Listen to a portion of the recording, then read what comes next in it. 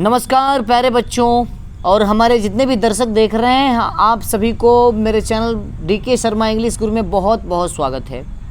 साथ ही साथ हम आपको एक नए मेहमान से मिलवा रहे हैं। एक नए मेहमान के रूप में हमारे साथ हैं ब्रिलियंट साइंस क्लास के डायरेक्टर, बायोलॉजी के expert Sanjeev sir, mister Sanjeev sir हैं।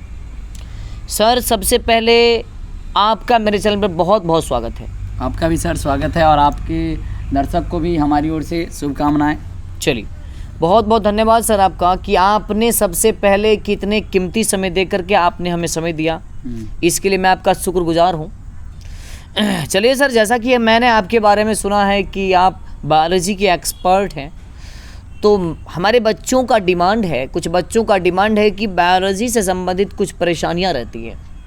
बच्चे, अभी बिहार बोर्ड परीक्षा होने वाली है 2023 में, तो सारे बच्चे जो 12वीं क्लास के बच्चे हैं, साइंस के बच्चे जो बायोलॉजी उसने चूज किया है, उन बच्चों को बायोलॉजी का जो भी टॉपिक होता है वो पढ़ते हैं, बच्चे भूल जाते हैं। बच्चे का जो कंसेप्ट होता है वो बिल्कुल नहीं हो पाता, कन्फ्यूजन बना ही रहता है। तो आपके हिसाब से और आपके अनुभव के आधार पर मैं ये जानना चाहूँगा कि हमारे बच्चों के लिए, 12वीं के बच्चों के लिए अपकमिंग एग्जामिनेशन जो 2023 में होने वाली है, संभावित प्रश्न कौन कौन ऐसे चैप्टर्स हैं, कौन कौन ऐसे टॉपिक है जिससे ज़्यादा उम्मीद है? तो सबसे पहले बता दें कि बायोलॉजी में जोर से बोलिएगा सर, आवाज़ रिकॉर्ड हो रहा है। ठीक है, धन्यवाद। हम बता रहे हैं कि बायोलॉजी में सबसे बड़ा जो क्या कहते हैं क्वेश्चन आने का चांसेज होता है, वो एक है ह्यूमन रिप्रोडक्शन। ठीक है, उससे 10 से 12 नंबर का क्वेश्चन आता है। सबसे बड़ा जो टॉपिक है बायोलॉजी में वो है जेनेटिक्स एंड इवोल्यूशन। बच्चे को सबसे पहले जेनेटिक्स एंड इवोल्यूशन चैप्टर को, जो 15 से 20 नंबर का आता है, उसको कवर करना है।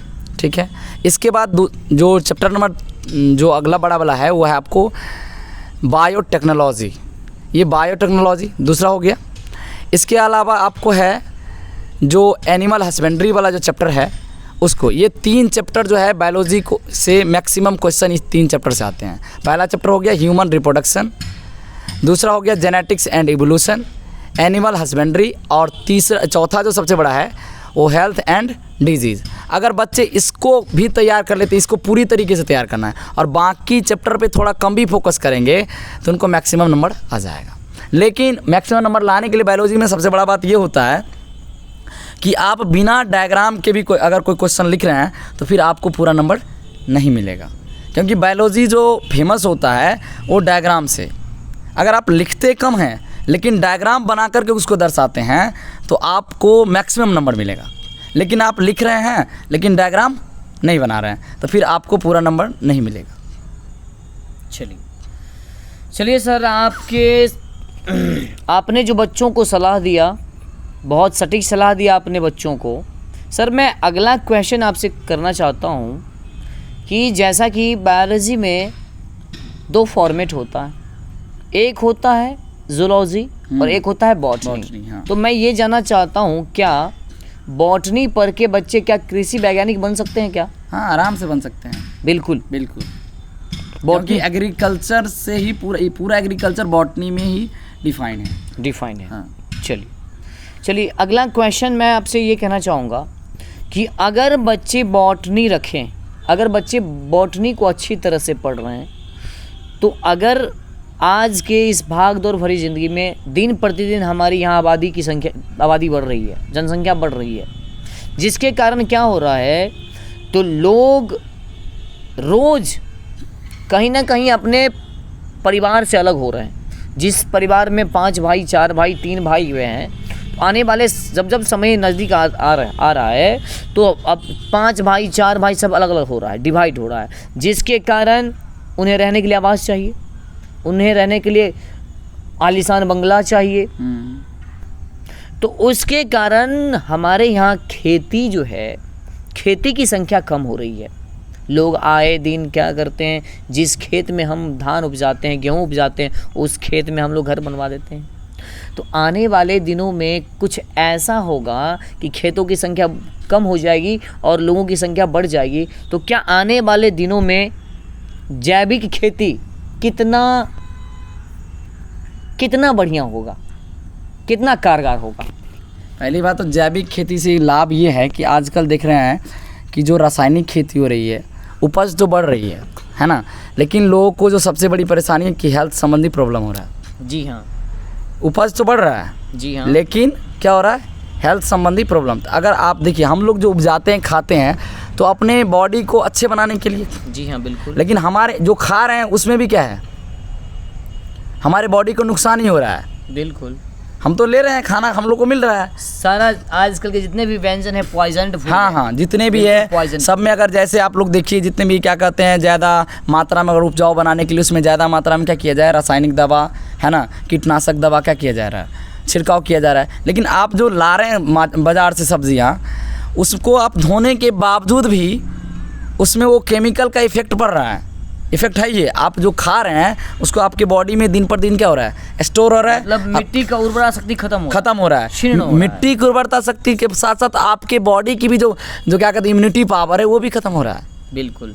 आप एक चीज़ देखे होंगे कि कोई आदमी स्वस्थ है, स्वस्थ मतलब एकदम बैलेंस फूड भी ले रहा है, अच्छी अच्छी हरी सब्जियाँ भी ले रहा है, फिर भी वो क्या हो रहा है, बीमार पड़ रहा है। उनके दिन पर दिन उनके बोन्स कमजोर होते जा रहे हैं। हाँ, बोन्स कमजोर होते जा रहे हैं, फैट लीवर फैट बढ़ रहा है, कोलेस्ट्रोल का लेवल बढ़ रहा है ना, डायबिटीज़ हो रहा है।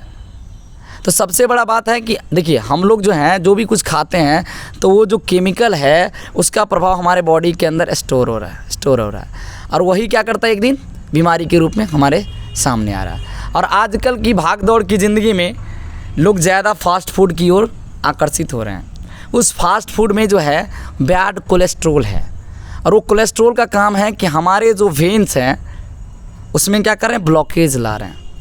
उस ब्लॉकेज आने से आजकल आप लोग देखे होंगे सोशल मीडिया पे कि आदमी पार्टी में नाच रहा है और नाचते नाचते उसकी डेथ हो रहा है। निकला था बंदा पार्टी मनाने के लिए और वहाँ उसका क्या हो जाता है, डेथ। दिखने में एकदम पूरा स्मार्ट है, हेल्थ मतलब स्वस्थ दिखता है, डांस करते करते गिर जाता है और उसकी डेथ हो रही दिन प्रतिदिन। इसका सबसे बड़ा रीज़न है हार्ट। अगर आपका हार्ट अपने आप हार्ट को नहीं बचा रहे हैं तो आपकी ज़िंदगी कब समाप्त हो जाएगी, कहाँ नहीं जा रहा है। और हार्ट पे सबसे बड़ा इफ़ेक्ट पड़ रहा है हमारे इन्वायरमेंट का, हमारे इस क्या कर रहे हैं रासायनिक खाद का। आजकल के युवाएं मसल्स बनाने के चक्कर में ज़्यादा मात्रा में फ़ैट ले रहे हैं, एनर्जी, क्योंकि फ़ैट में सबसे ज़्यादा एनर्जी होता है। जी बिल्कुल। प्रोटीन से भी ज़्यादा होता है, लेकिन उसकी सबसे बड़ी नुकसान की बात यह है कि फ़ैट में जो बैड कोलेस्ट्रोल है जो हमारी सुंदर दिल को है ना, हार्ट को ये कमज़ोर कर रहा है, इसमें ब्लॉकेज ला रहा है। और इसी ब्लॉकेज के कारण युवा को क्या हो रहा है, हार्ट की प्रॉब्लम हो रहा है। आप देखिएगा इस बीच में इस 1 महीने के अंदर कितना मौत हो चुका है। तो इसलिए सबसे पहले आप अपने सेहत पे ध्यान दीजिए, खान पान को सुधारिए, रासायनिक खेती के बजाय आप एग्रीकल्चर खेती पे आइए, कार्बनिक खेती है क्या कहते हैं, अकार्बनिक खेती की जगह कार्बनिक खेती पाइए। आज से पहले आप लोग सुने होंगे, हम लोग अपने दादा परदादा से कि लोग 100 बरस जीता था, है ना, उनको किसी तरह का प्रॉब्लम नहीं होता था। लेकिन हम लोग क्या कर रहे हैं, 40-45 वर्ष में ऐसे ऐसे बीमारियों से ग्रसित हो रहे हैं। हम लोग तो बोल रहे हैं साइंस एंड टेक्नोलॉजी आया, लेकिन सबसे ज़्यादा नुकसान किसको हो रहा है, मनुष्य झेल रहे हैं। इसके साथ साथ जानवरों पर भी असर पड़ रहा है। तो हम लोग को इस बात पर ख़ास ध्यान देना है कि रासायनिक खेती के साथ साथ उसको कम करके जैविक खेती को जाना है। चलिए, बहुत अच्छा सर, आपने बहुत अच्छा सुझाव दिया। तो सर मैं जानना चाहता हूँ कि आजकल के जितने भी टीनेजर्स हैं, आजकल के किशोर, यानी 15 से लेकर के 35 तक के लोग ज़्यादा वेस्टर्न व्यंजन पसंद करते हैं, चाउमीन, बर्गर, पिज़्ज़ा। अब ये बताइए सर, ये मोमोज, इडली डोसा, ये बताइए ये सारे क्या जंक फूड के अंतर्गत आते हैं? हाँ, पूरा जंक फूड है। जंक फूड है। हाँ। तो क्या सर ये बता सकते हैं कि अगर आने वाले दिनों में कि हमारे युवा, अगर इन व्यंजनों की तरफ आकर्षित हो तो क्या आने वाले दिनों में क्या जो डेथ लिमिट है वो भी कम हो सकता है? क्या मृत्यु का जो एवरेज एज होता है 70, 60, 65, अभी तो वही एज है, 25 भी हो सकता है। 25 भी हो सकता है। हाँ। अच्छा। आप देख रहे होंगे 30 बरस में भी मृत्यु हो रहा है। जी हाँ। पहले तो लोग को लगता था कि हम कम से कम 50 जी लेंगे, 60, 70, 80, लेकिन अगर इस तरीके से अगर फास्ट फूड की ओर हम आकर्षित होंगे तो हमारा दिल कमज़ोर होगा और अटैक आएगा। आप 60 क्या 50 से भी मतलब क्या कहते हैं 20 से भी कम हो जाएगा। आप सुने होंगे सर एक चीज़ कि डायबिटीज़ लोग को 40 वर्ष वाले को होता था, आजकल तो जो नवजात शिशु है उसको भी डायबिटीज़ हो रहा है। 40 तो छोड़ दीजिए, 1 मंथ 2 मंथ 1 ईयर तक के आदमी को डायबिटीज़ से पीड़ित ये है। हम कह सकते हैं कि ये जितनी भी गंभीर बीमारियां आ रही है सब जंक फूड उसके का। पीछे सब जंक फूड का कारण हाँ, है। 90% कारण हाँ, है हाँ। कि ज़्यादा, वही उससे ज़्यादा 90% मान लीजिए, 90% 10% ये थोड़ा आपका जी हाँ, हाँ स्ट्रेस, हाँ ये आपका डिप्रेशन। डिप्रेशन तो भी इसी से उत्पन्न हो रहा है। जी हाँ, जब आपका दिल और माइंड नहीं ठीक रहेगा तो डिप्रेशन तो होगा ही होगा। निश्चित, डेफिनेटली। और जब दोनों का ये balance बनना चाहिए। दोनों का अगर दोनों गड़बड़ है तो फिर आप किसी काम के नहीं है। ये दोनों आपका ठीक है, नहीं, आपके अनुसार तन और मन दोनों ठीक होना चाहिए। दोनों ठीक होना चाहिए। तन और मन दोनों हाँ। का अनुनाश्रय संबंध है। हाँ, दोनों संबंध एक दूसरे से। जी हाँ, बिल्कुल। तो आप हमें बताएंगे सर, जैसे कि आप डॉक्टर के लिबास में भी लग रहे हैं, आपने स्टेथोस्कोप लगा रखा है, बहुत अच्छा लग रहे हैं आप। और सबसे पहले डॉक्टर को भगवान का दर्जा दिया गया है इस दुनिया में। माता पिता, गुरुजी और डॉक्टर को भगवान का दर्जा मिला है। तो सर आप डॉक्टर के लिबास में हैं और आपने स्टेथोस्कोप लगा रखा है और बायोलॉजी के आप एक्सपर्ट टीचर हैं, तो आप हमारे दर्शकों को, आप हमारे बच्चों को बता दीजिए कि खान पान हम कैसा रखें कि हम बीमार ना पड़ें।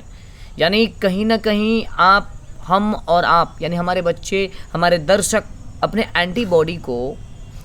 एंटीबॉडी और अपने मेटाबॉलिज्म को किस तरह से फिट रखें ताकि गंभीर बीमारियों से वो लड़ सके। जिस तरह से कोविड-19 का टीका बना है, तो हमारे भारतीय वैज्ञानिकों ने कोविड-19 में क्या किया है, यानी एंटीबॉडी को मजबूत करा। सबसे ज़्यादा उसमें जो फॉर्मूला पे उसने जो ध्यान दिया, तो सबसे ज़्यादा उसने क्या किया, एंटीबॉडी को स्ट्रॉन्ग बनाया, जिसके कारण गंभीर से गंभीर बीमारी उसको छू नहीं सकता है।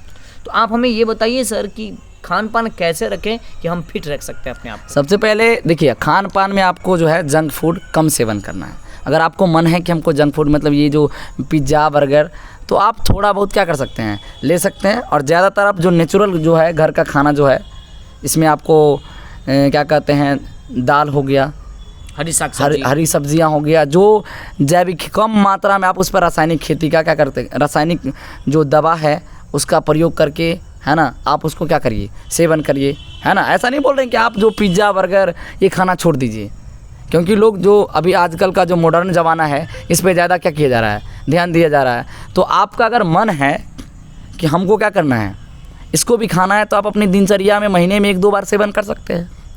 दूसरी सबसे बड़ी बात है कि आजकल जो लोग हैं वो अपने घरों में जो तेल है, तिलहन, मतलब अनेकों तरह के जो हैं तेल, ज़्यादा मात्रा में तेल का यूज़ करके बना रहे हैं, है ना। तो वो क्या करिए, कम करिए, क्योंकि उस जो तेल होता है उसमें बैड कोलेस्ट्रॉल है। और उससे क्या होता है, दिल में क्या आता है, लीवर पे असर पड़ता है ना। बहुत बड़ा लीवर फैटी बढ़ जाती है, जिसके कारण आपका डाइजेस्टिव सिस्टम बढ़िया से नहीं। आप तो देखे होंगे कि लोगों को सही तरीके से भोजन नहीं पच रहा है, इसी का काम है एसिडिटी। हाँ, एसिडिटी, गैस बनता है, डाइजेस्टिव सिस्टम खराब हो रहा है। इसका रीज़न सबसे बड़ा है कि आप फास्ट फूड पर ध्यान न दे करके, और फास्ट फूड पर क्या, आप रासायनिक खेती को कम करें और जैविक खेती की ओर क्या करें जाए, तभी इसका समाधान हो सकता है, वरना इसका कोई समाधान नहीं है हमारे अनुसार से। चलिए, बहुत बहुत धन्यवाद सर, आपने अपना कीमती समय दिया।